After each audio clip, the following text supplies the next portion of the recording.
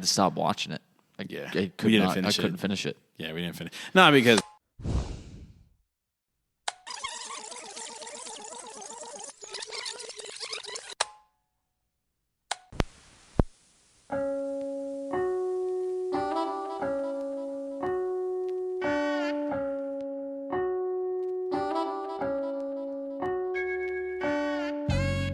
I'm Rich.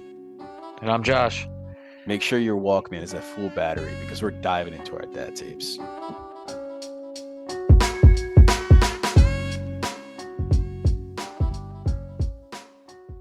Thanks for listening to tape number 9 of the Dad Tapes. Let's get rolling. Rich, what are we drinking tonight? Tonight, we got our hands on some tasty Mud Hen Brewery. It's a Mud Hen Brewing Company. They're located in Wildwood, New Jersey. The specific brew we're drinking tonight, it's a, actually, you know what? Before we get started into that, we got a new setup. So hopefully you guys can pick up on that. But we just wanted to, have you guys pardon us for any mistakes right now. Mistakes or any echoes or reverbs. We're trying to step up the show.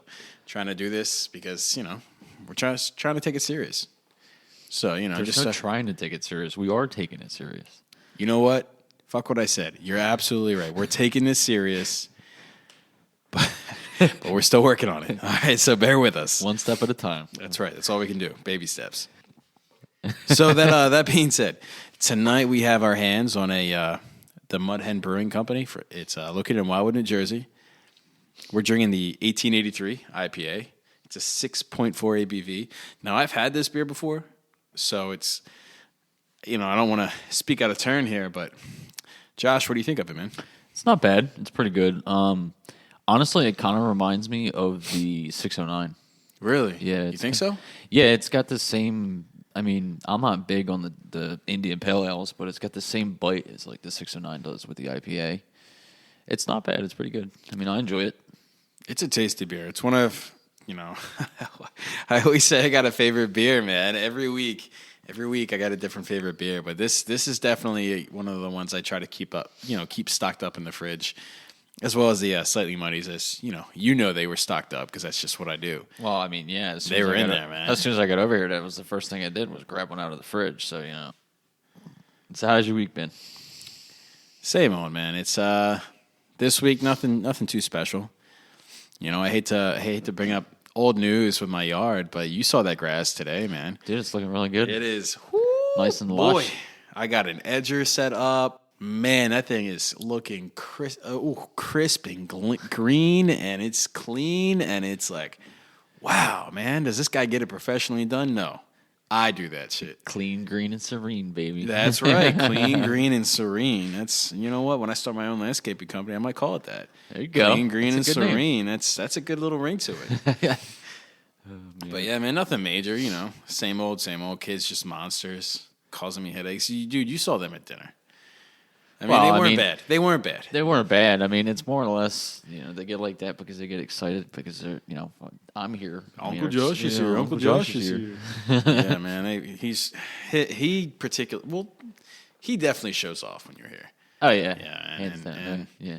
All day he found out. I forget how he found out that Uncle Josh is coming over, but he was so pumped for it, dude. He was like, he wouldn't eat a cereal, and I told you that. He wasn't eating, it's like you got to tell him if you don't eat a cereal. That's right. You're right. We did say that to him in the morning time. And you know what he still didn't do? He still didn't eat a cereal. Kids will be kids. Yeah, kids will be kids.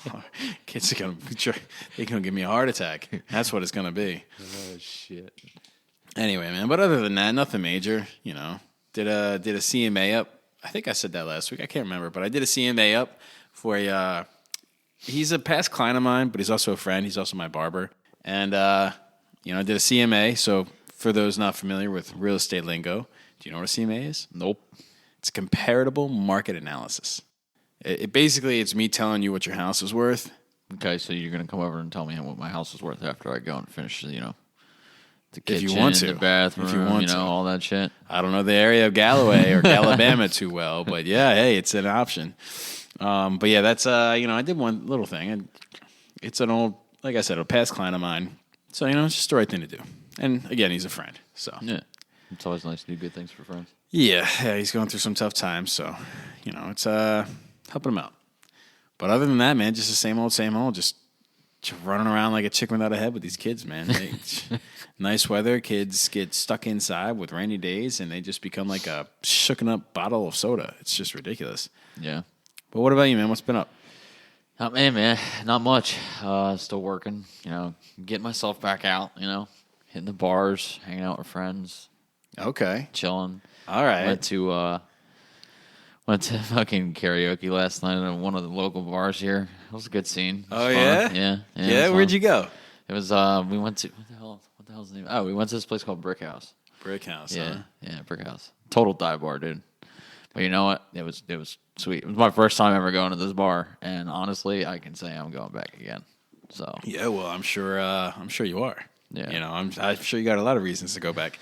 It's dive bars are, dude, I love dive bars because beer is cheap. The food, especially the food's not good when you're sober. When you get a few beers in you, you're feeling good. Dude, nothing beats some like greasy, fatty food, man. It's Yep. like, you know what? That hit the spot. That hit the spot. Give me some more beers after that, man. fucking banging truffle fries that we were having last night. Yeah, I'm sure you were banging some truffle fries. But anyway, man, what else, man? So you had Addie this past weekend, right? Yeah. We my stepmom was doing a favor for a friend. Was doing a couple birthday parties with the pony rides. So I ended up taking her over there so she can get her fill of riding a pony in for a little while. And That's got to be every kid's dream, man. I don't even want to say every little girl's dream. That dude. I remember when there was a carnival at my school one year when I was little kid, and I just remember the ponies, man, the miniature ponies. Yeah. Loved it, man. So fun, dude. I was just like ecstatic. I remember that day. That's the only part of the day I remember, but that was awesome, man. That's every kid's dream. Listen, man, it's every kid's dream until your dad sticks you on one bareback and smacks the pony's fucking ass, and that pony takes off, and you don't know what to do but grab that mane and hold on for dear life. Did you ever ride a pony again after that? Fuck no. I'm sure you didn't, man. I'm sure you didn't. I wouldn't either. Can't blame you. But I do have a dream of riding a horse. I want to ride a horse. It's one thing I've never done. So That would make you a different. complete cowboy then, wouldn't it? Oh, you're funny. With your brand new cowboy boots upstairs, man. Whew, you'd be killing those garden hose, huh? Garden hose. Oh shit.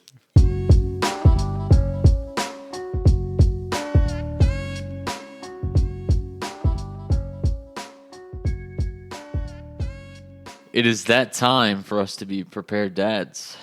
You failed at being a prepared dad today. You know that, right? Yeah, I know. I totally forgot my book. You did, man. This is the first time we're recording in person, and your dumbass forgot your book. I brought everything else, You know what? I should just make you read it. That's fine. I should just make you read it because you forgot it. No comment, huh? No comment. Yeah, And I can always pull it up on my fancy dancy laptop here too. Yeah, you're fancy. Go for it. Try it. Go ahead. Go figure it out. Good luck. I'll see you at the end of the show at that point. So tonight's reading, we're going to be reading A Guy's Guide to Strollers.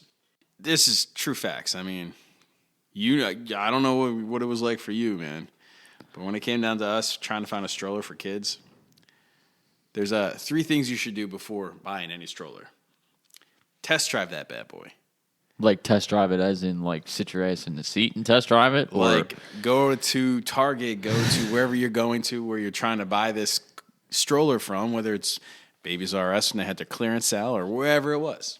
roll that bitch around for a little while. Yeah, it is. It honestly, we didn't do that with the first one, and there's a reason we got a second one.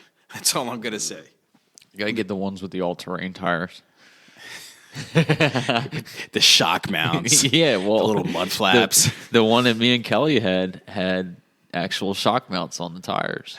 It had little springs for bouncing and shit. It was nice because like you went on long walks. It wasn't like shaky all over the place. It wasn't hard to move. It had big ass tires on it, and it was like just I don't know how to explain it to you. It's just probably the best stroller I've ever seen or used. Yeah, not our first stroller, man. That you hit honestly, half-inch bump on the sidewalk, kid is launched. Was it like Dex fell out of it once or twice. So we all know, man. You get a new car, you test drive that bad boy, right? Yeah.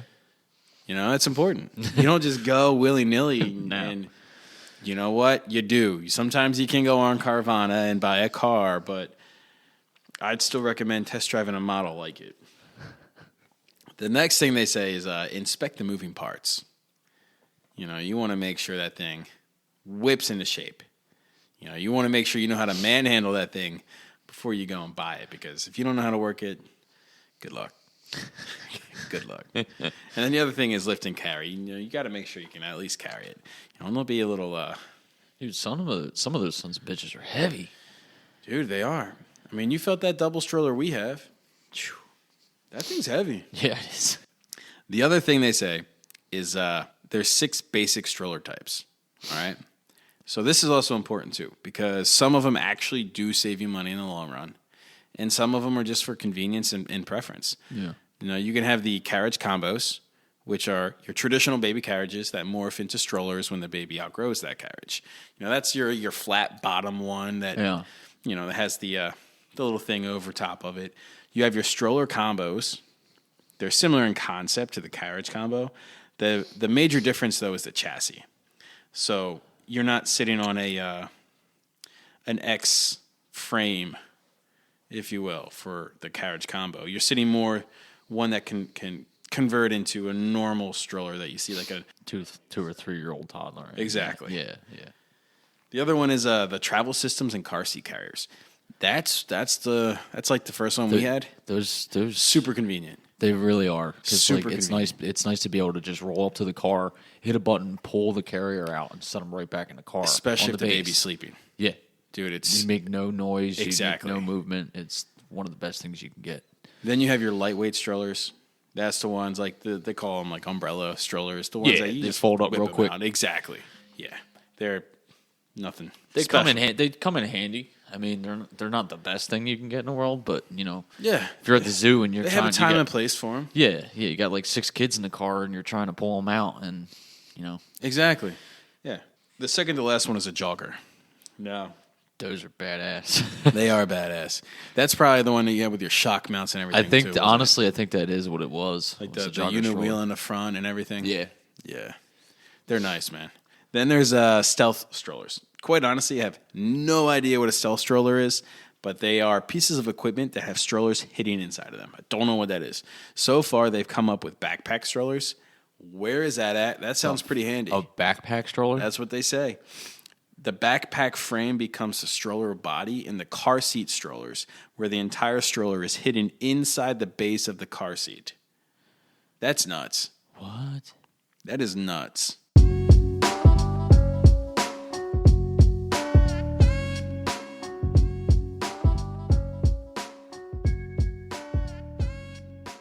So tonight we're going to talk about neighbors, roommates, and anyone you live with and or near can impact your life in more ways than you would consider. Ranging from living next to a grandma who bakes cookies on the daily. That sounds awesome. Hell yeah, it does. To living next to Jeffrey Dahmer.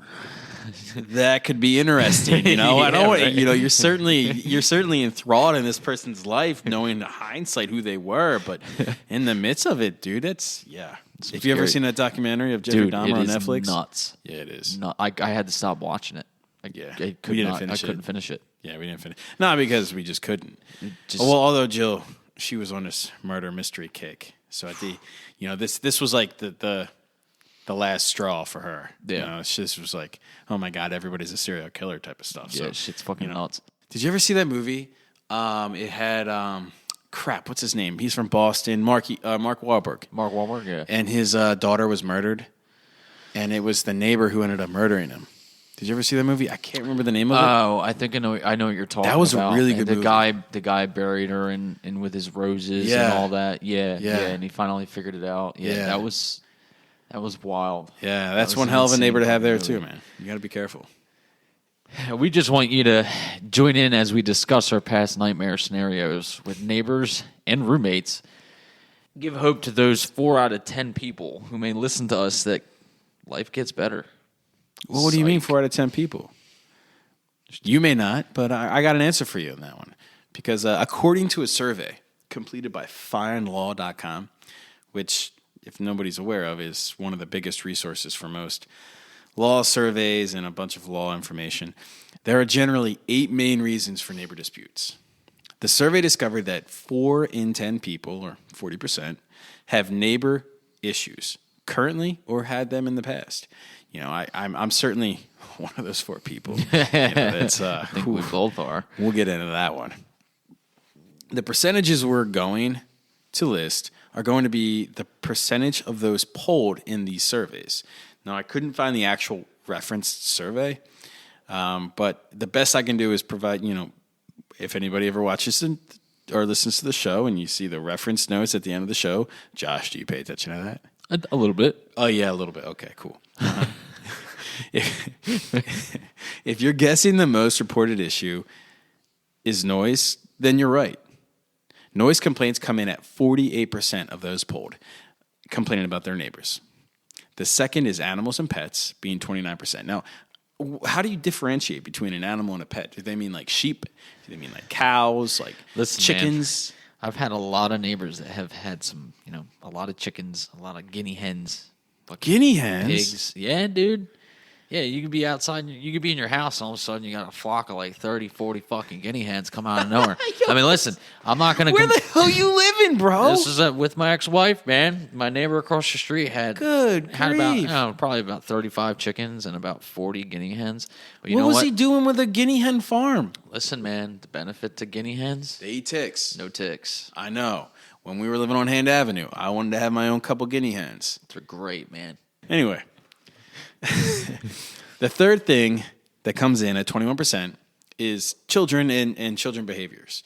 You know, that can certainly be a problem. And but if you're one of those people who complain about children outside in a person's yard during the middle of the day, you should just go fuck yourself, because that's not okay. My lawn. Yeah, I mean, I get it if kids are throwing things at your house and hit something and break something, or it's happened in the past. I get that. I do. But at the end of the day, just chill out. Just relax. Let kids be kids, man. Exactly. So the rest, the breakdown of the remaining percentages polled here, the rest are visual nuisances, which is 18%, property boundaries at 17%, suspected criminal behavior, Jeffrey Dahmer, 8%, health or building violations at 4%, and parking at 1%.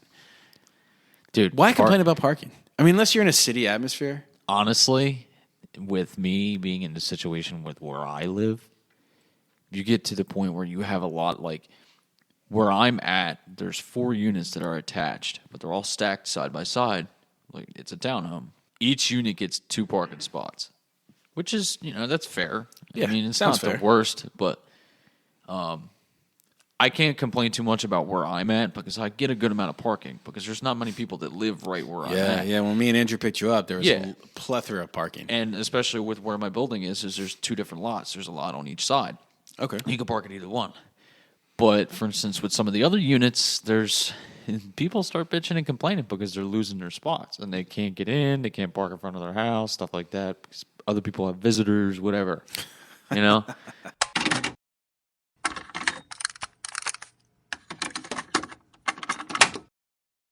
I mean, I'm not saying we got to have assigned parking, because that's just a little obnoxious, but...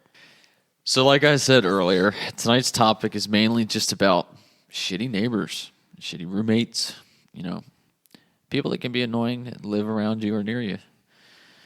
And we're just going to discuss some instances that we've been through in our lives with crappy roommates and crappy neighbors and, you know. Crappy ex-fiancés. Yeah, right. So I know that you've lived in a few places before you and Jill got into the house you're in now. Mm-hmm. For instance, the house on Hand Avenue. I vaguely remember you telling me about a few scenarios that made you guys sadly have to call the cops on your neighbors. What happened? Dude, it was not just a few times. There was it was a lot more than a few scenarios. I could probably use about 4 hands, 4 to 6 hands to determine how many times we had to call the cops on our neighbors, man. He was just a total D-bag at the end of the day. He's one of those guys, you know those types of guys who would be good to hang out with? They'd be fun to hang out with. You know, we're talking like parties all the time and like dirt bikes and quads and The fun things shit. like that. Yeah, Yeah. exactly. And at the end of the day, like he seemed like a really nice person to hang out with. And no, don't get me wrong, he had to be a nice person because he allowed people to live in his home for certain stretches of time. He've also allowed oh God, man, I could go on and on about this. He also allowed a friend of his, I guess, to live in a lawnmower trailer in the back part of his property, which was butted up and it was totally adjacent to our property line and, you know, had a clear view of our bedroom. So it was a bit invasive, you know. Nice. Yeah, it was rough. But at the end of the day, he was just, like I said, a good guy to hang out with, but a really, really bad neighbor. Seems like one of those guys that just doesn't know how to stop. Yeah. Yeah. He doesn't know his limits. Yeah. Yeah. Ultimately, at the end of the day, he nothing ever came of it, and that's the saddest part about it. I know everybody who's listened, you're totally well aware that Jill and I and our kids, we've moved houses, and the home that we moved into was a nightmare in itself. But I'm not going to sit here and say that he was the only reason we left, but I absolutely will say he was certainly a part of the reason why we left. Yeah. And why we sold, because not only was it just a great time to sell and we were looking to upsize, you know, if our list of why we were selling was 10 items long, he was certainly on that list. He had this sound system. It probably was so awesome to be in there, to listen to it and party in there.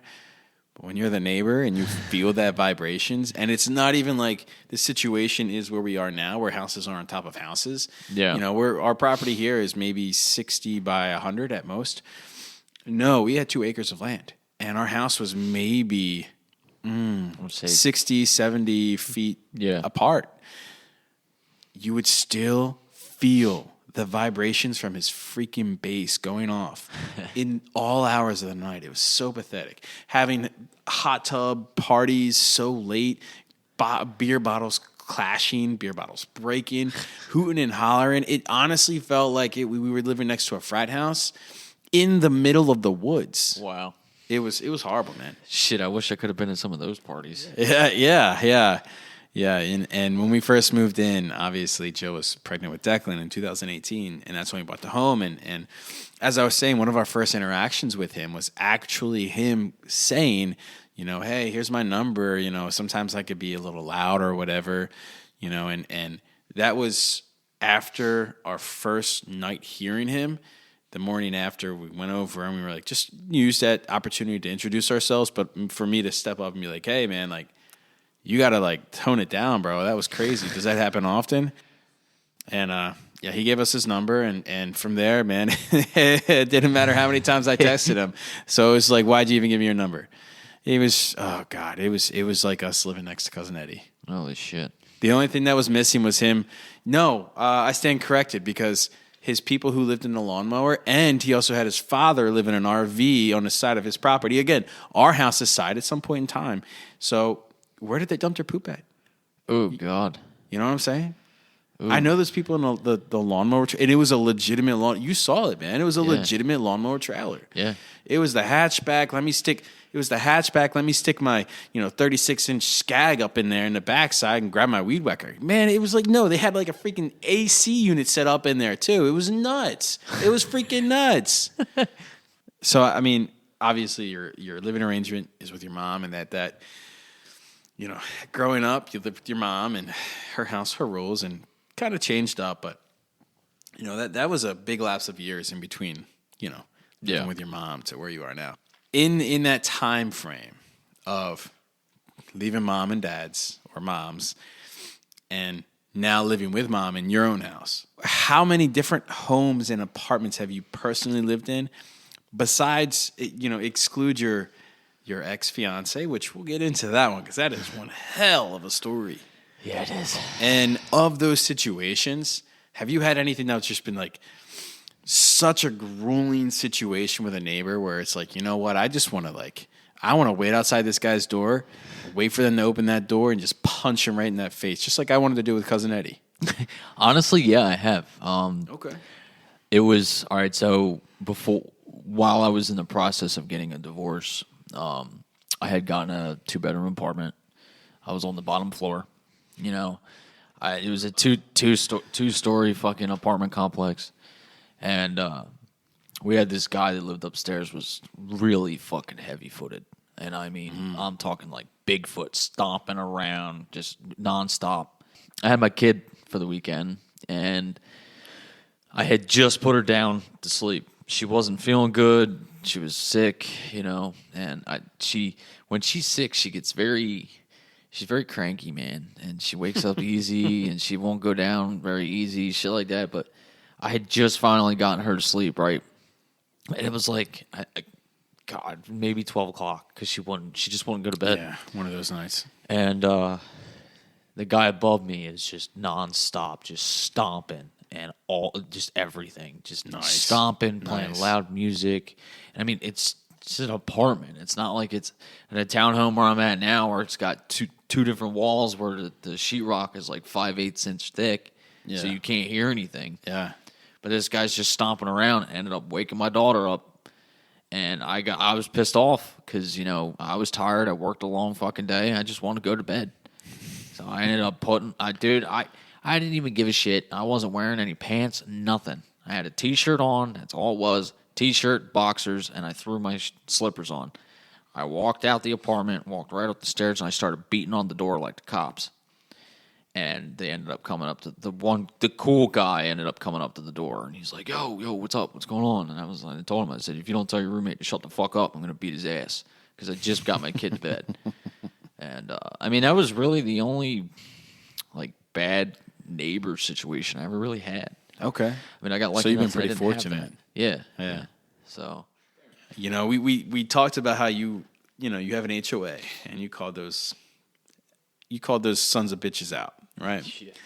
HOAs can be pretty restrictive, man. Yeah. And I'm sure you're experiencing it. Just from the way that you're looking and the way you're talking about it, it sounds like you're experiencing that firsthand. So, do you feel like you're a target from the HOA, or have you ever been a target of the HOA? And what's your beef with them?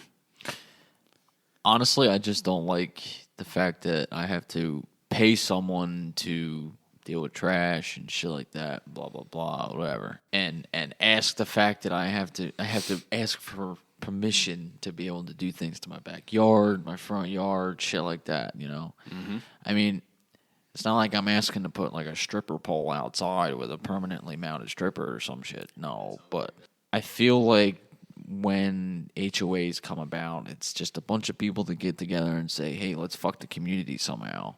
Yo, it's just always a bunch of old heads that are out really there. Is. They're always really like, turn the TV off at 8 o'clock. Like they're gonna they control even the way that you have to wipe your butt. If you're sitting down and you wipe your butt, so if the HOA has some regulations on that, man, I could be done. Have you ever done anything purposely to spite them? Like anything out of vengeance or another emotionally driven motive? Honestly, it's kind of stupid, but I had somebody tell me, "Oh, you can't throw your cigarette butts on the fucking ground and blah blah blah and this and that. That's it's messed up." And it was somebody that was on the board that was telling me. Well, it is messed up, man. You is. I mean, I know, I get it, but when somebody's trying to sit here and tell me how to fucking do something, I don't like it. I hate that shit. Hate it. So I purposely, took a nice fat drag and threw it on the ground and stomped on it and left it there and walked the fuck away. But, Yeah, you really stuck it to them then, dude. Ooh, yeah, I really did. I'm going to put my cigarette out on the ground in front of you after I take a big old drag. I really haven't done anything. All right, I got you. But so speaking of, where you guys are now, the house that you and Jill and the kids moved into, how are you and the new neighbors? Do y'all get along? The one thing I wanted to do and make it a point when we moved in here was to actually to be friendly with my neighbors. Growing up, and we grew up in a neighborhood. So growing up in our neighborhood, I know my dad was friends with the neighbors. I know we only really had like one neighbor who was kind of like, she was a bit difficult. She never upkept her property. She had, quite honestly, 30 cats. Half of them were outside cats. Half of them were inside cats. There's a lot of cats, man.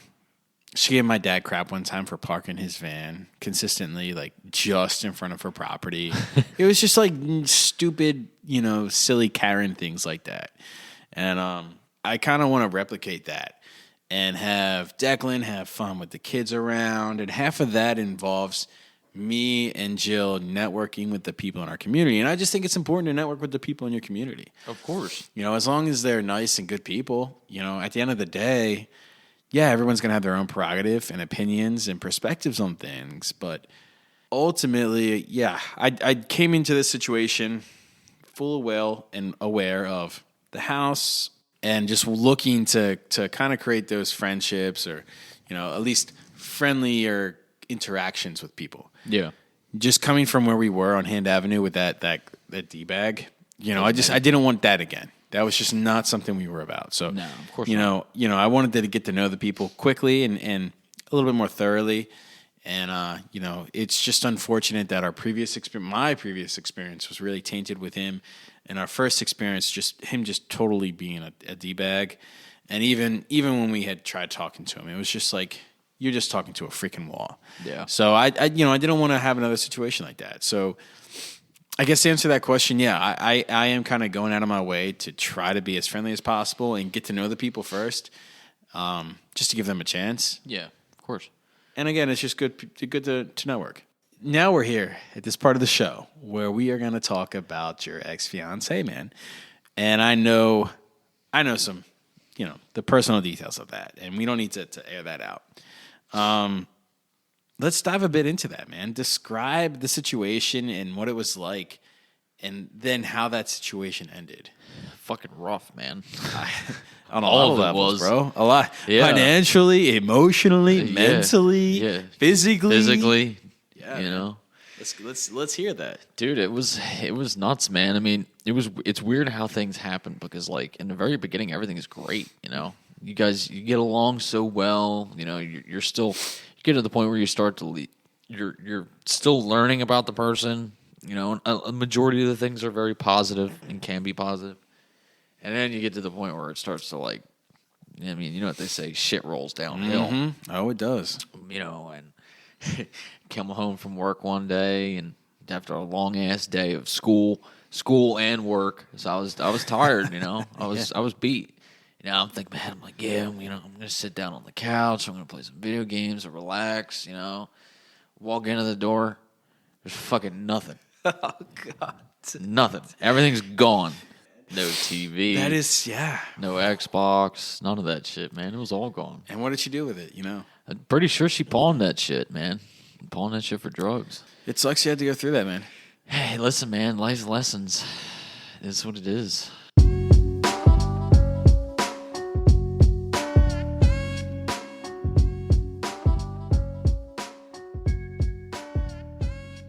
Now it's time for some situations, Josh. What do you got for us tonight, bro? All right, so the first one we got, it's called the Shy Colon. Remember, these are all FMLs. The majority of them are all anonymous. But this one is by Scared to Poop. I love that one. I love that name. This FML is back from 2016, but it's good stuff. It's from Brighton, Australia. It says, today, like many other days, I drove 15 minutes away from my girlfriend's house to poop at the local McDonald's because I'm too scared of her roommates hearing my extreme noise terrors. FML. This one is labeled Roommates from Hell, part 4765. Wow, that's a lot of parts. And this one's by Shut Up. It's back in February 3rd of 23 in the United States. It says, today I found that it's hard to focus on important things when your roommate won't stop singing at the top of his lungs, without any music playing, mind you, especially when his singing voice sounds like a cat being forced through a meat grinder. Oh, God, dude, that sounds horrible. Oh, shit. That sounds disturbing, actually. This next one's labeled Roommates from Hell again. This one's by Anonymous. It was back from 9/11/2022. Says, today my roommate is super comfortable around me, comfortable to masturbate while we're in the same room. Whoa. I asked him to stop, which took some self-control because I wanted to shout at him. He said he needs to do it because of his shin splints. Whatever. What? FML. Yeah, what the fuck does that mean? I don't think I've ever heard anything like that in my entire life. To help my shin splints. What is that about? This next one is called Keep It Down by Anonymous. Says, today I was woken up at 2 a.m. by my roommates throwing a party down the hall. I put some earplugs in so I could get some rest for my 8 a.m. final. They worked really well. So well, in fact, that I didn't hear my alarm and woke up at noon. FML. God. Oh, man, that's brutal. That is brutal. Yeah, it's a shame, man. That sucks. It was probably an important final, too. Well, any final's important in my opinion. Jesus. Shitty neighbors, man. Yeah, shitty neighbors. Shitty fucking neighbors.